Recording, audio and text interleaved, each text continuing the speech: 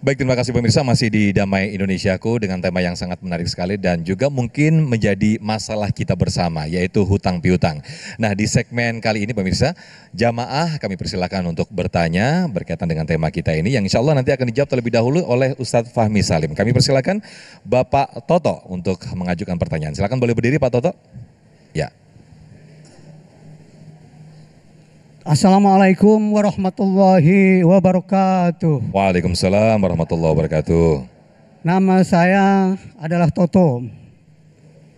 Tinggal di Melati 3, nomor 19. Dan jamaah tetap daripada Masjid Agung Al Barokah yang insya Allah selalu membawa berkah untuk jamaahnya. Amin, amin. Yang ingin saya pertanyakan kepada Bapak Ustadz Asror ini, yaitu mengenai masalah utang.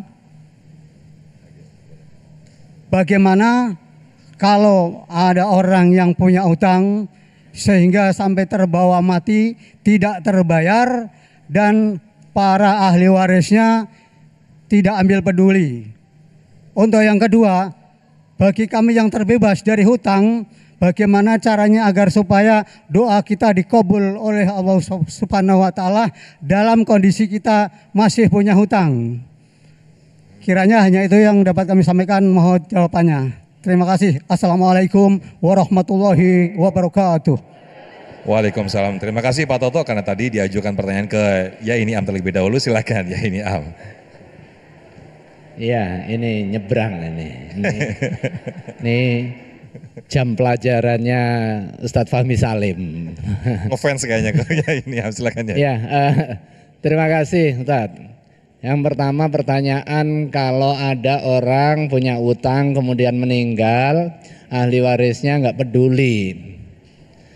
Sebelum harta dibagi sebagai harta waris, itu salah satu tahapannya adalah untuk bayarin utang. Jadi harta yang ditinggalkan oleh mayit sebelum menjadi haknya ahli waris itu ada hak yang terkait dengan kewajiban si mayit. Jadi begitu nggak mau bayarin utang tapi diwaris dulu, dosa dia. Karena itu bukan bagiannya. Bagian dia setelah yang pertama dikeluarkan untuk tajhizul janaiz, kalau misalnya ahli warisnya juga nggak mau beli kain kafan misalnya, diambilkan dari uang yang punya mayit. Kemudian yang kedua, bayarin utangnya, baik utang kepada Allah maupun utang kepada sesama. Yang ketiga belum diwaris, tetapi yang ketiga menunaikan wasiatnya jika ada. Kalau ada wasiat ditunaikan dengan ketentuan-ketentuannya. Baru yang keempat, harta itu dibagi kepada ahli waris. Sekarang pertanyaannya, kalau ternyata dia meninggal nggak punya harta sama sekali, nah, kan? Sementara ahli warisnya nggak peduli.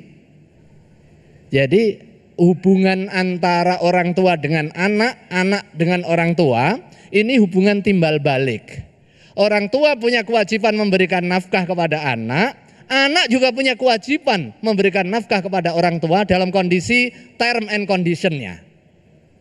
Jika orang tua sakit, kemudian orang anaknya berada, anak memberikan pengobatan itu bukan karena kebaikan, tetapi karena kewajiban. Demikian juga nyaur utang ini. Pernah ada salah satu sahabat bertanya kepada baginda Rasulullah Shallallahu Alaihi Wasallam, ya Rasulullah, ini ada ayah saya meninggal, kemudian dia punya niat untuk haji, tetapi belum ditunaikan sampai beliau meninggal. Di dalam riwayat punya tanggungan puasa. Kemudian Rasulullah menjawab dengan diplomatis, Aro'aita, tahukah kamu, gimana menurut pandanganmu? In kana alaihi dainun afa anta qadiyahu. jika dia punya utang, apakah kamu nanti akan membayarnya? Kata anaknya, ya pasti. Kan saya sudah tahu ilmunya dari baginda Rasulullah. Rasulullah Sallallahu Alaihi Wasallam nggak nyolatin kepada orang yang meninggal kemudian punya tinggalan utang. Saya akan bayar. Fadainullahi ahaqqu ayyuqda. Prinsipnya hutang Allah lebih berhak untuk ditunaikan. Dengan demikian kalau ada orang tua meninggal, tadi itu dampaknya dia masih ngatung-ngatung, masih mengawang-awang sampai kemudian hutangnya dibayarin. Siapa yang bayarin? Ya yang hidup. Kalau ternyata anaknya nggak mau, dia jamaah rajin, kita patungan. Makanya ini salah satu rahasianya, Pak.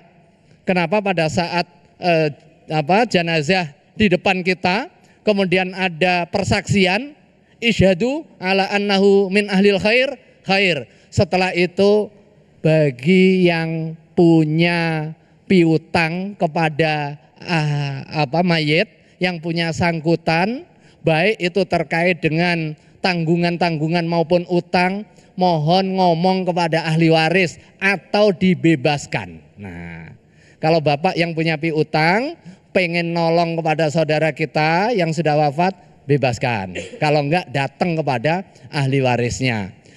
Kalau ahli waris enggak mau bayar padahal ada uang, itu bisa diambil dengan sukarela atau dengan paksa. Nah, dengan sukarela atau dengan paksa. Kalau bapak nggak rela, datengin. Jangan sampai kemudian berdampak kepada mayit yang sudah wafat itu. Wallahu a'lam bishawab. Yang kedua jawab. Baik.